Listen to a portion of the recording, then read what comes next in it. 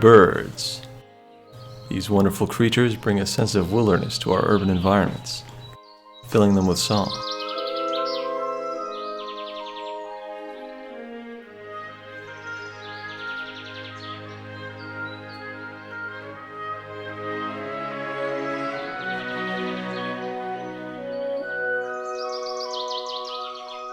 However, the life of a bird is a harsh one.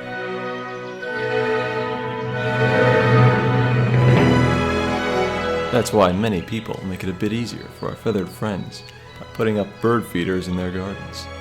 But what if bird feeders could be more? More than just a plastic cylinder filled with delicious grains.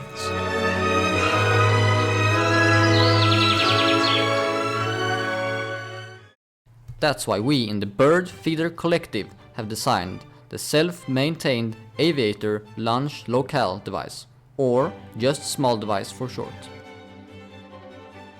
The small device is a bird feeder that can connect to the internet to send data.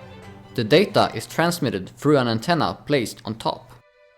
But why would you connect a bird feeder to the internet in the first place? Well, the main feature of the small device is that it can count how many times a bird has eaten from it, so that you can see how popular it is. The detection is done by using a PIR sensor. Animals like birds emit infrared light, which the PIR sensor can see. But what is infrared light? You might be familiar with an image like this of the electromagnetic spectrum, but there is more to it than meets the eye. There exists light that humans can't see. Infrared, which has very long wavelengths, and ultraviolet, which has very short wavelengths. Ultraviolet light is harmful to us, but light with longer wavelengths is perfectly safe and has widespread applications. The small device uses infrared light to detect birds, and the antenna on it uses light of even longer wavelength, radio waves, to communicate. When a bird comes to the small device for a treat, the PIR sensor will detect the infrared light and send a signal to the antenna, which then relays the information to the internet, where you can see it from anywhere.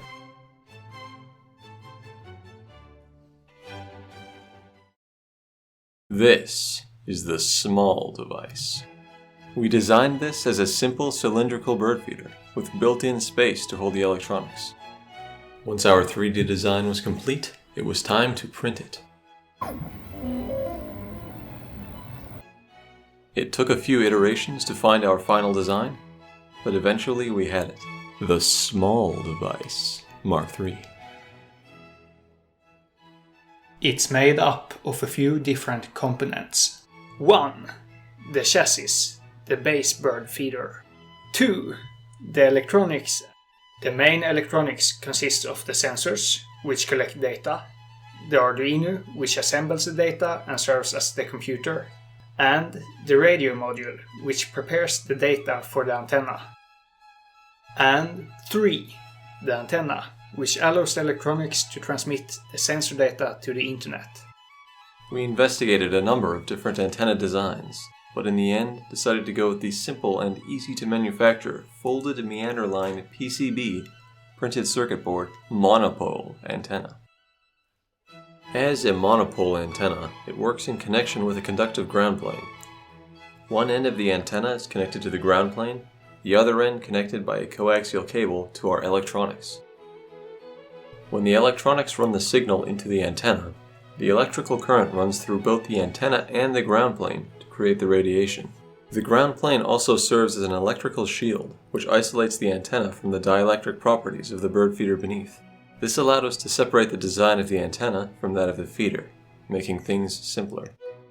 The antenna itself consists of a metal-coated PCB surface that has had the unwanted metal cut away with a machine.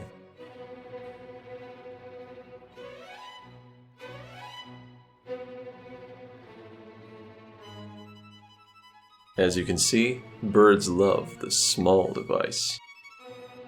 But birds are skittish creatures, making it difficult to see the full system in action. So, To film a full demonstration, we had one of our teammates stand in for the bird.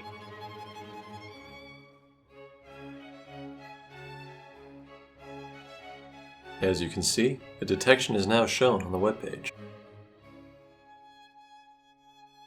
Sensor data is immediately uploaded to the webpage, where it is plotted and displayed for you to see from anywhere.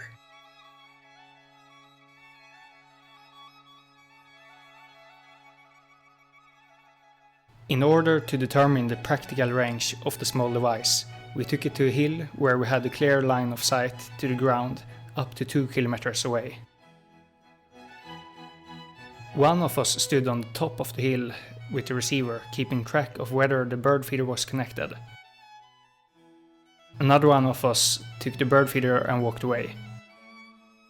Even at minimum power, the bird feeder turned out to work the full distance we could see, 2 kilometers. With the commercial antenna we replaced, the advertised range was 800 meters, so we were able to get something much better than expected.